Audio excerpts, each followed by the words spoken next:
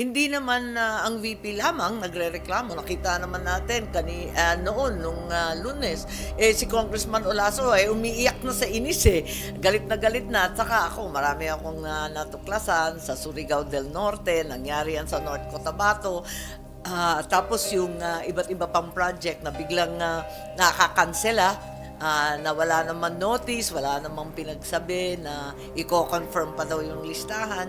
Marami talagang reklamo. So, Aminin natin. Tapos yung kababalaghan pa na ayun nga, yung Bulacan, Pampanga, halos malunod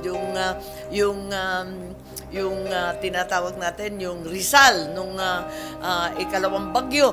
Abay ilang beses na binagsakan ng bagyo, wala namang ayuda, puros food pack, dinadaing ng mga tao. Ano ba, saan na yung cash? Kasi kailangan namin mag-ayos ng bahay. Samantalang may ibang probinsya, alam naman natin, at narinig na bilyon-bilyon ng pinapakawalan. Wala naman ni isang disaster doon. Nagtataka pati yung mga tao roon kung bakit bigla silang binibigyan ng tigti 10,000. Nalabis-labis kung tutuusin sa pangkaraniwang 3,000 na ayuda.